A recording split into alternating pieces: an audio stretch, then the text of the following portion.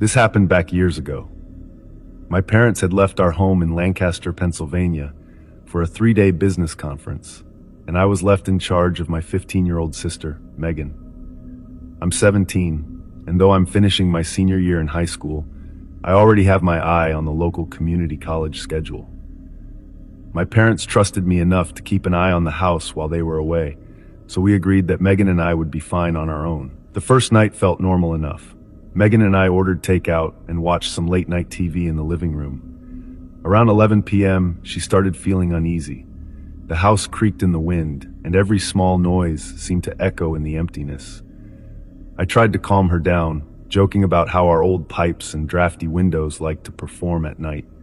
Eventually, we both got tired and headed to bed. Despite feeling a little on edge, I managed to drift off quickly, and the night passed without any trouble. The second day went by like any other. Megan spent the afternoon on the phone with her friend, chatting about a biology project, while I played around with a new design program for my final semester project. We barely thought about the previous night's jitters. By evening, I had to finish some coursework, so I sat up in the living room with my laptop, occasionally glancing at the news on a local channel. Megan decided she wanted to cook something simple, pasta with tomato sauce, around 10 p.m. I could hear pots clanking in the kitchen and the running faucet as she filled up a pot for boiling water. Then, out of nowhere, I heard a sharp scream. I dashed into the kitchen, my heart thumping, and found Megan pressed against the counter. Her eyes were wide, and she pointed toward the window over the sink. She whispered that she'd seen a man standing outside, staring in at her. According to her, he was covered in blood, fresh, dark smears across his chest and arms. Trying not to panic, I rushed to the window to see for myself. The porch light was on, but there was no one in sight. The backyard looked empty, except for some overgrown shrubs. I tried to calm Megan, telling her maybe she had imagined it, but she was visibly shaken. After a few minutes, we decided to keep the kitchen blinds closed and make a quick meal. Neither of us had much of an appetite, but we forced ourselves to eat. We double-checked the locks on the doors and windows before going upstairs for the night. I offered to stay in Megan's room until she fell asleep, just in case she needed someone close by. Eventually, I went back to my own room, thinking the worst was over. At around 3 a.m., a loud knocking shook the front door. It sounded urgent, angry, almost like someone desperately trying to force their way in. My heart started racing, and I froze in my bed. The knocking continued for what felt like an eternity, but in reality, it was probably just a few minutes. Then, just as suddenly as it began, everything went silent. I was too scared to move. I listened intently, hearing nothing but the faint hum of the refrigerator downstairs. The rest of the night was quiet. Megan and I got almost no sleep. By morning, curiosity got the better of me, and I went outside to check around the property. I grabbed a bag of trash from the kitchen and headed toward the garbage bins near the side of the house. That's when I saw him, a figure lying face down in the grass near our small vegetable garden. At first, I thought maybe he was injured, so I inched closer, calling out to see if he could hear me. When I finally stood over him, I realized he wasn't breathing. Blood covered his shirt, and his face was turned away. I felt my stomach tighten. I didn't recognize him at all. My hands shook as I fumbled for my phone to call the police.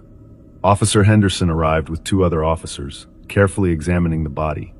They asked Megan and me a barrage of questions. Had we heard any gunshots? Did we see anyone outside? Could we identify the man? We told them everything. How Megan saw someone the night before, the knocks at the door. The officers looked concerned, but they were just as puzzled as we were. They removed the body and told us they'd be in touch if they learned more. We never even got a name for him. None of our neighbors claimed to have seen anything unusual, and there were no missing person reports that matched the description. Mom and Dad came back later that afternoon, worried out of their minds when they heard what happened. They questioned us over and over, but we had no more answers to give. Megan was still rattled, and I couldn't explain the feeling of dread that had settled into the house. To this day, no one has ever identified the man or discovered why he ended up in our yard.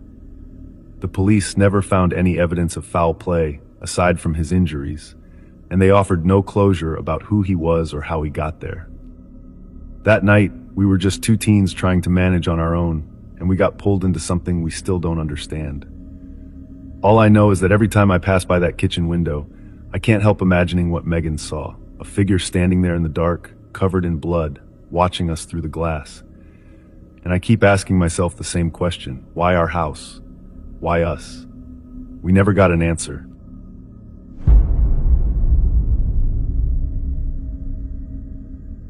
Last month, my husband Nate and I decided we would spend a quiet weekend at our old family farmhouse in rural Missouri. Nate serves in the U.S. Army, stationed at Fort Leonard Wood, but at the last minute, his request for leave was denied. He told me I should still go and bring our kids, Addison, who's 8, and Connor, who just turned 5. It was supposed to be an easy getaway from the bustle of city life. I've driven trucks for years, picked it up from my dad, who worked long hauls most of his life. So the plan was for me to load the kids into our old Dodge Ram and head to the farmhouse alone. It's about a 3-hour drive from our house in Springfield to the property near a little town called Willow Falls. Normally the route is pretty serene, stretches of 2-lane highway, rolling hills, and farmland as far as you can see. That day, June 15th, we left around noon. The kids were excited, rummaging through their backpacks of snacks and coloring books, while I navigated the back roads. The weather was decent, low 80s, a little breezy, and there wasn't much traffic. Honestly, I felt relaxed. Driving a familiar route with minimal congestion can be almost therapeutic. We were maybe an hour into the drive when I noticed a beat-up maroon sedan trailing behind us. At first, it wasn't anything special, just another car on the road. But after 10 minutes, I realized it never tried to pass me, and we were on a stretch with dotted lines where passing would have been easy. It just hung there, a few car lengths behind, matching my speed. I tried to shake off any worry. Drivers can be cautious, or maybe the person was just zoning out. But something felt off. Each time I sped up slightly, the sedan did too. If I slowed, it slowed. The kids were oblivious, chattering about the games they'd play in the farmhouse's backyard. Eventually, I decided to test my gut feeling. I turned off the main road onto a smaller route where I usually wouldn't go. Sure enough, the sedan followed. That knot of anxiety formed in my stomach. Still, I kept telling myself it might be a coincidence, some local who happened to be going the same way. After another 10 or 15 minutes, the sedan sped up and got close enough that I could see the driver's face in my side mirror. He looked to be middle-aged, maybe mid-40s, with a baseball cap pulled low. Couldn't tell the color of his hair or see his eyes clearly. For a moment I thought he might try to pass me, but he hung back again. It was like he just wanted me to know he was there. Addison noticed how often I was checking my mirrors and asked if everything was okay. I nodded and told her I was just being a careful driver. I didn't want to alarm them, especially not Connor, who was already scared of the simplest things like bees and thunderstorms. When we reached a small convenience store off the side of the highway, I decided to pull over and see if the sedan would do the same. The gravel parking lot was nearly empty. As I slowed to turn in, I watched the sedan pass by on the highway. It didn't stop, didn't even brake. I exhaled a shaky breath, figuring that was the end of it. Maybe it was just a coincidence. The kids and I ran inside for a quick restroom break and some drinks. Everything felt normal again. I chatted briefly with the clerk about the weather in the local farmland. No mention of a suspicious driver. We hopped back in the truck, and I felt more at ease. Back on the road, about 20 minutes later, I noticed a car in my rearview mirror again. It was far back, so I couldn't tell if it was the same maroon sedan. Still, I kept glancing every few seconds, trying to confirm. With the sun hitting my mirror, it was almost impossible to be sure.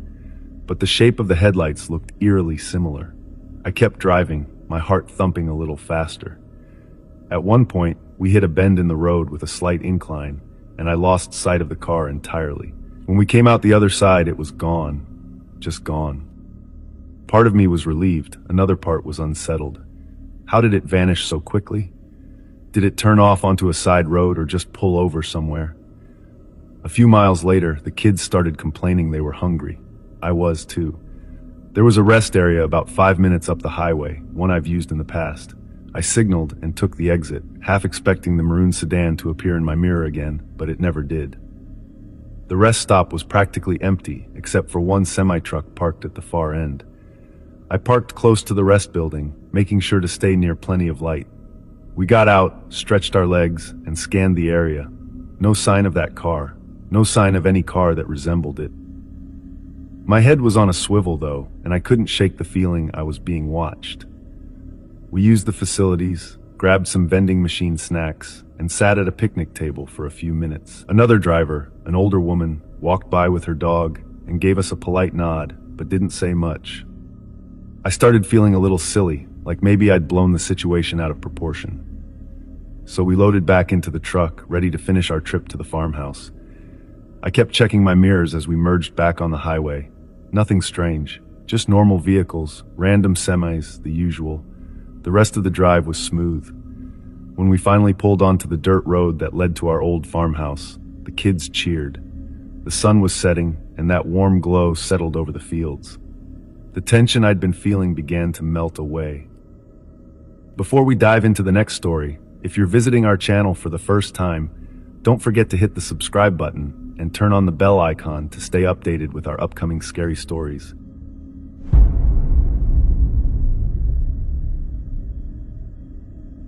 I lost my princess back in 2012. It still hurts to say it out loud, even now.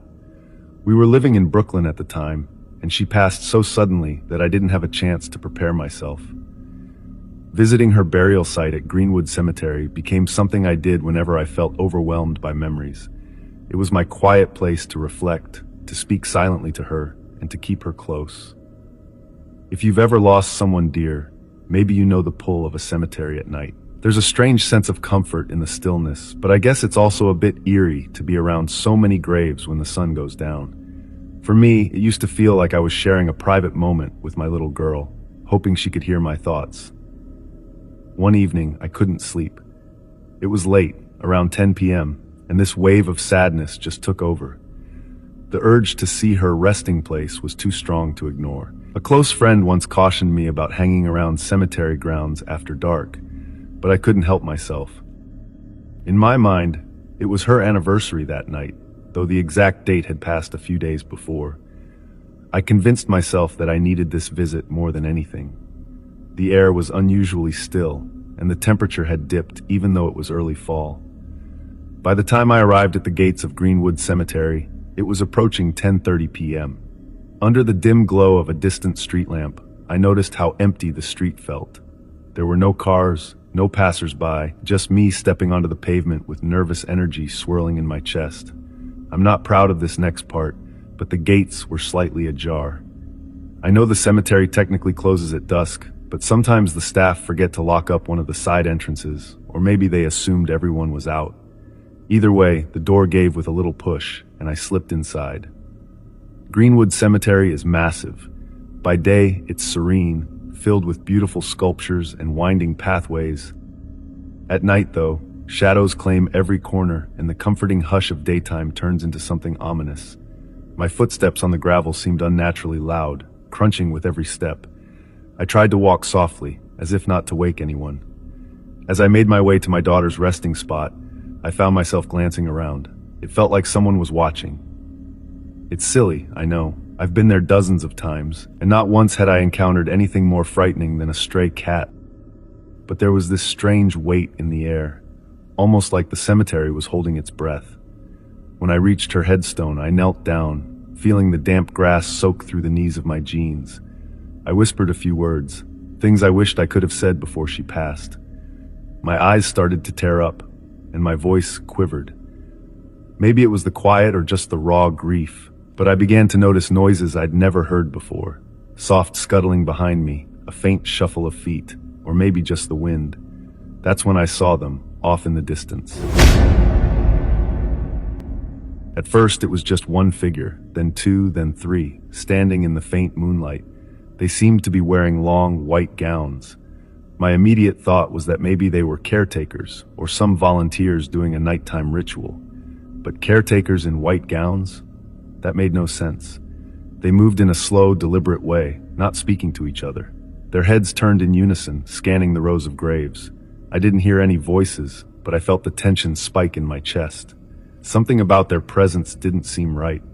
I tried to reassure myself that it could just be a family performing a memorial vigil, or maybe a group of midnight paranormal enthusiasts. But the longer I watched, the more unsettled I felt. I thought about calling out, but decided against it. The fear of drawing attention to myself was stronger than my curiosity. Instead, I slowly rose to my feet, ready to head back. But the moment I stepped away from my daughter's grave, my shoes scuffed the gravel and made a loud scrape. One of the figures snapped its head toward me as though it heard the sound clearly. My heart pounded. At that moment, I realized they might come over. I didn't know what to expect, kindness or threat. I took a few careful steps backward, hugging the curved line of headstones. I tried to keep my footsteps light. Then I risked a glance over my shoulder. All three figures were coming toward me, still at that steady, silent pace. I couldn't figure out their expressions because the moonlight gave them blank, pale faces. My stomach knotted as I noticed there was no clear sign of a flashlight or any other illumination with them. They just glided forward, gowns brushing the ground. I moved faster, winding through a narrow path lined with tall, ornate tombs. By now, my mind raced with questions. Who were they? Why were they there at that hour, dressed like that? My memory blurred as I turned corner after corner, trying to find the main path that would lead me to the exit. Somewhere behind me, I heard what sounded like whispering, low and urgent. It could have been the wind sifting through the gravestones, or it could have been them. I felt the prickle of panic intensify, and I realized I was getting turned around in the dark. Normally, I knew my way around, but the fear made every turn look unfamiliar. After what felt like an eternity, the faint glow of the street lamp near the entrance appeared between the silent silhouettes of mausoleums. Relief surged through me, and I all but sprinted toward it. The gate was still half open, and I slipped through it, nearly stumbling onto the sidewalk.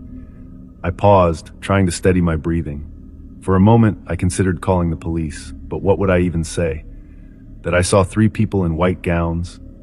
It sounded so bizarre, almost comical, and they hadn't done anything explicitly illegal that I could prove.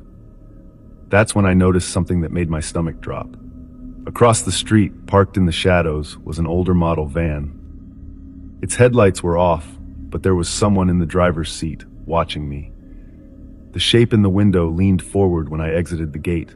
My pulse hammered in my ears again.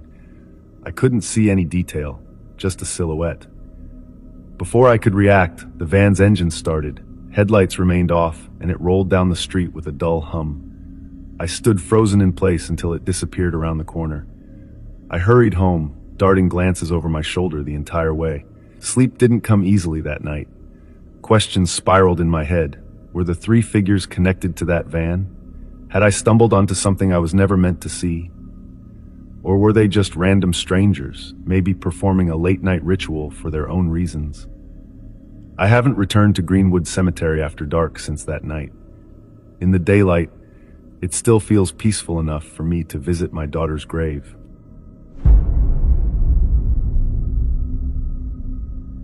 This story takes place back in 2010 to 2012. I was about 10 to 12 at the time. My dad was newly divorced from my mother and moved out to a rundown trailer park. It was off a main highway and was basically a dump-turned-trailer park. There were all kinds of people living there. Crack sheds, drug dealers, illegal immigrants. There was no discrimination. This place was not safe for children. But this was all my father could afford after being left with nothing from my mother. He was given weekend visitation, and we would go over there from Friday until Sunday. I have 3 sisters, 2 older and 1 younger. We were all about 3 years apart, ranging from 8 to 14 years old. My dad still had to work on Saturdays and would tell us to stay put inside, but of course, we never did.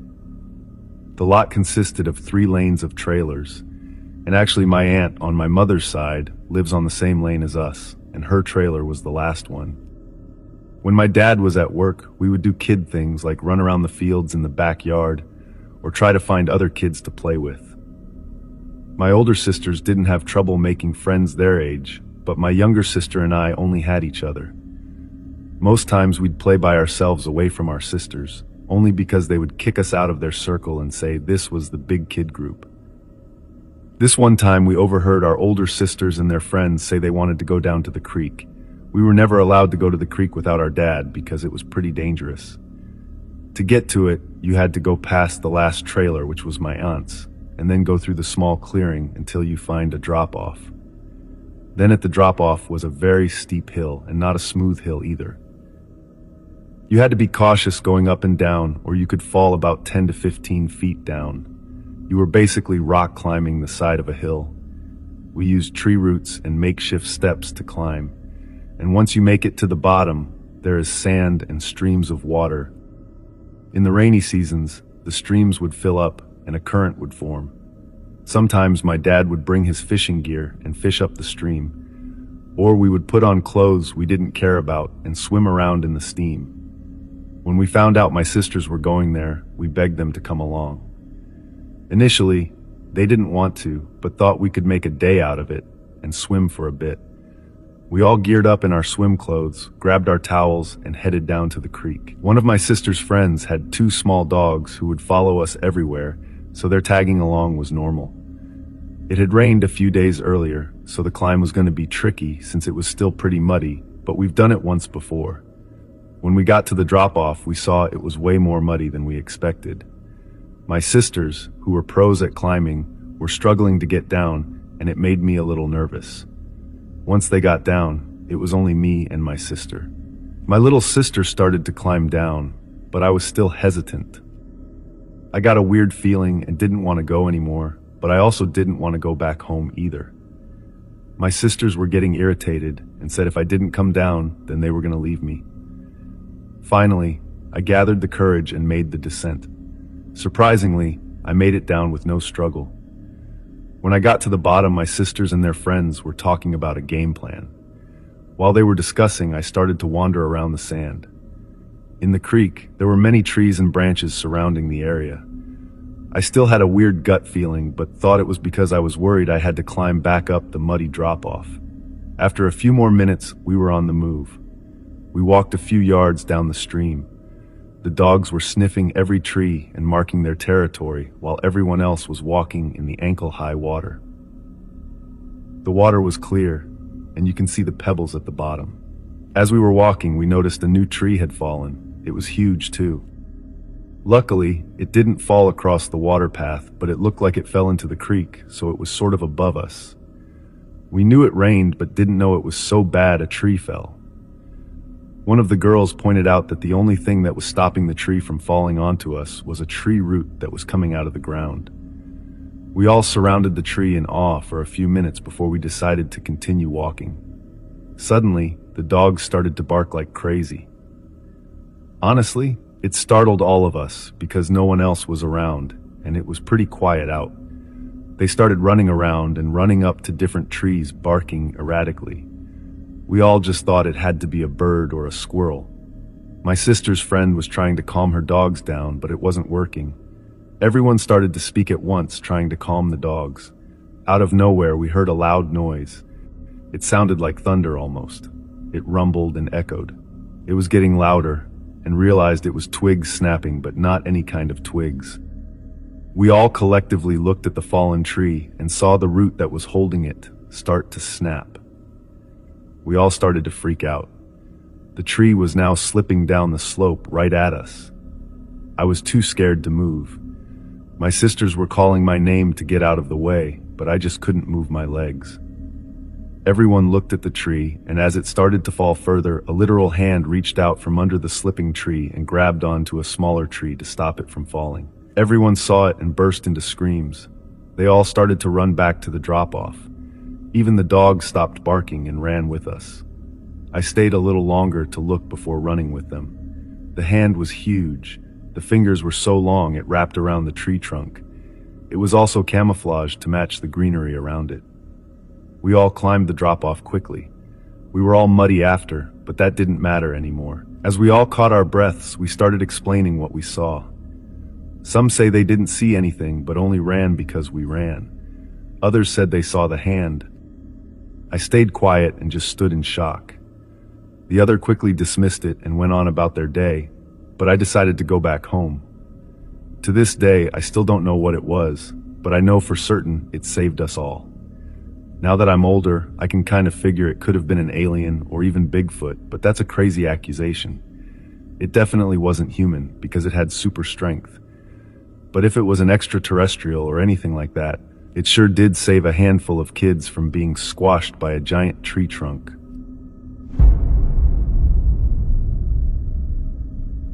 I wasn't expecting anything unusual when I booked that cruise out of Miami, Florida. Honestly, I just wanted a break from my part-time job and college deadlines. The plan was simple: soak up the sun, eat too much at the buffet, and maybe catch a decent show on the ship. Little did I know, this trip would haunt me long after I stepped back on land. We set sail on a bright Thursday morning. Everyone on board was buzzing with excitement. I remember standing on the deck, watching the city skyline shrink behind us, thinking about how I finally had a chance to relax. The first day was honestly great. I spent most of it by the pool, sipping iced drinks and casually chatting with other passengers. That evening, I noticed a guy hanging around the corridors near the cabins. He was older, maybe in his late 50s, with thinning hair and a pale complexion.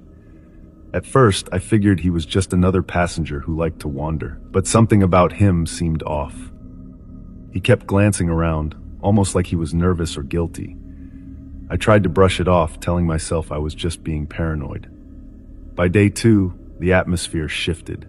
I caught sight of that same man a few more times. It wasn't just a random spotting on the deck. He always seemed to be nearby, whether I was in line for the buffet or walking through the ship's souvenir shop. I don't even know why I noticed, but every time I looked up, he was within eyeshot, staring, then quickly turning away. My stomach twisted in knots every time our gazes met. That night, I had trouble sleeping. The cabin felt stuffy, even though the AC was cranked to the max. I turned on the TV, some late-night rerun of an old sitcom, but the dull laughter only made me more uneasy. Around 2 a.m., I thought I heard someone jiggling the handle of my cabin door. I froze, heart pounding, and waited for it to stop. Eventually it did. Could have been some drunk passenger confusing my cabin for theirs, but the thought of it made my skin crawl. On the third day, I tried to shake off the paranoia by signing up for a shore excursion. A bunch of us took a small boat to a private island for snorkeling. It was supposed to be the highlight of the trip. I barely enjoyed it though, because the entire time I felt like I was being watched. The weirdest part was that the man didn't join our group, but I still couldn't relax. My mind kept going back to that uneasy feeling I had on the ship. When we got back on board, I headed to my cabin to shower. The hallway was nearly empty. Most people were still out on the island or at the bars. Then I caught a glimpse of him in my peripheral vision. He was standing at the far end of the corridor, his eyes locked on me. Before I could react, he slipped into a stairwell. I felt this surge of panic like I needed to do something, but my body wouldn't move. That night, I went to one of the shows in the main theater, thinking the crowd might help me feel safer. Partway through the performance, I noticed the man a few rows behind me. I remember feeling this overwhelming sense of dread. We hadn't spoken, not even once, yet he kept popping up in my vicinity. Why me? I couldn't handle another restless night, so I decided to head out onto the deck around midnight, hoping the sea breeze would calm me down. It was nearly empty. For the first time in days, I felt a little more at peace. But then, through the dark, I heard footsteps. Slow, deliberate footsteps. I turned around and saw him standing there, maybe 20 feet away. He was leaning against the railing, staring out at the ocean, but I knew he had seen me come outside. I didn't wait to see what he would do. My heart raced as I rushed back to my cabin, practically sprinting down the narrow hallway. Once inside, I shoved a chair under the doorknob, feeling ridiculous for overreacting but not caring. On the final morning, we docked back in Miami, and I scrambled off the ship, trying not to make eye contact with anyone. As I waited to pick up my luggage, I glanced over and spotted the man. He was standing alone, suitcase in hand, not even pretending to be busy. He just stared in my direction with the strangest expression, like he knew something I didn't. Or maybe he was just satisfied. We never exchanged words, never had a confrontation. Yet something about his presence left me unnerved in a way I still can't fully explain. I've been home for a few weeks now, trying to get back into my usual routine. Still, every time I drift off in class or zone out at work, I think about that man. Who was he? Did he even know he was scaring me, or was it all in my head? Sometimes I catch myself checking over my shoulder, half expecting to find him watching from across the street. I guess I'll never really know. It's just one of those things that cling to you, refusing to let go.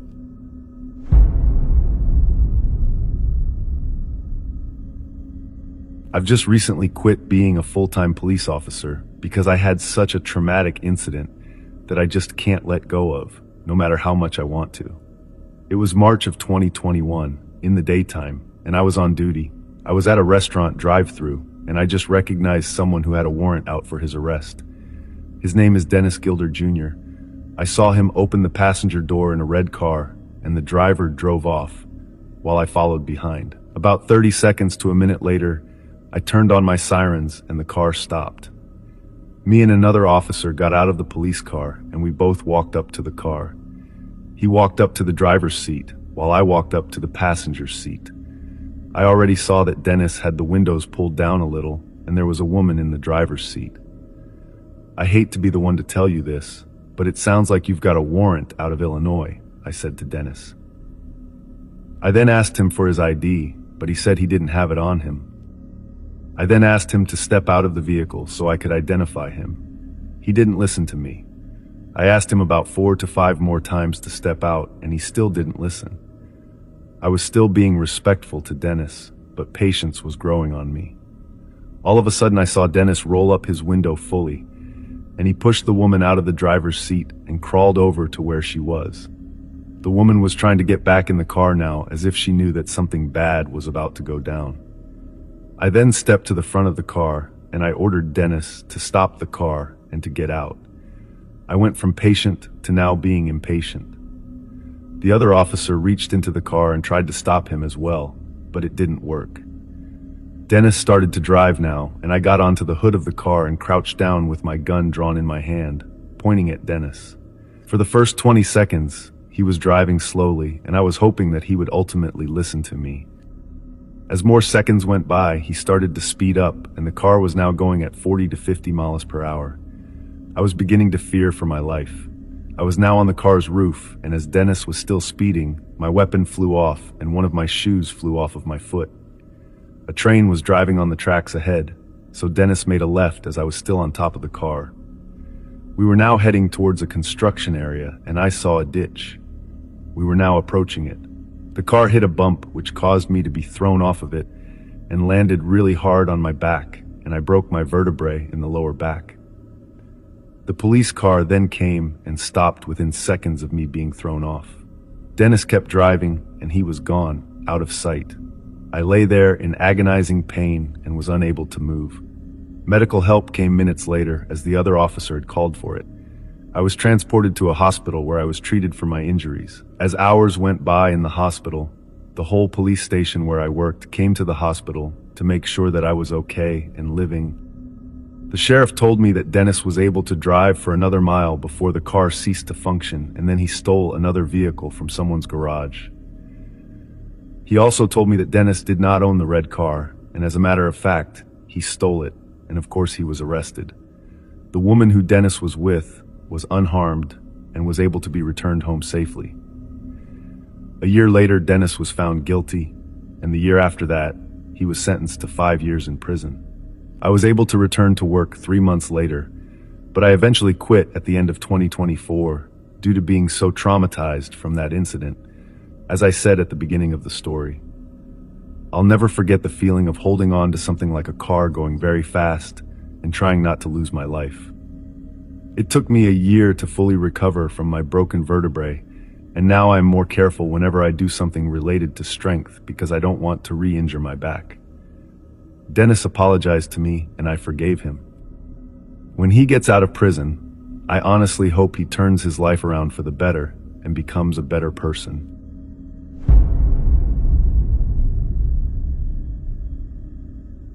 In 2017, I had taken my SUV deep into the wilderness, far from paved roads and towns. It was a multi-day off-road camping trip, and I craved isolation. My plan was simple: find scenic spots, park, and camp under the stars. I filled my tank with gas, packed plenty of water, and brought other necessary things. I felt a rare sense of freedom as the city disappeared in my rearview mirror. After hours of navigating rocky paths, I found a small clearing near a quiet stream. The water barely flowed, but its soft trickle made a soothing backdrop. Towering pines surrounded me, casting long shadows as the sun dipped lower. There were no signs of people, just the rustle of leaves and birds calling in the distance. It was perfect. I set up camp, built a small fire, and cooked a simple meal. As darkness fell, I sipped tea and watched stars dot the night sky. Wrapped in a warm jacket, I felt at peace, alone but content. I leaned back in my chair, enjoying the quiet. When the chill grew sharper, I retreated to my SUV. I had converted the back into a makeshift sleeping space, removing seats so I could stretch out. After zipping myself into a sleeping bag, I turned off the lantern and closed my eyes. The silence was comforting, and I fell asleep quickly. Sometime later, I woke up abruptly. A sound reached my ears, low, rhythmic, and distant. It wasn't an animal or the wind. It sounded like chanting. I froze, listening. The voices were faint, carried by the breeze. My mind raced. I hadn't seen anyone for miles. Who could be out here? Why would they be chanting in the middle of the night?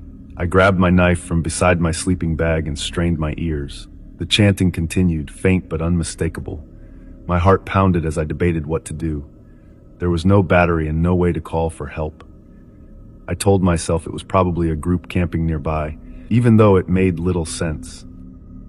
I gripped the knife tightly, forcing myself to lie back down. Somehow I drifted off again, the sound still lingering in my mind.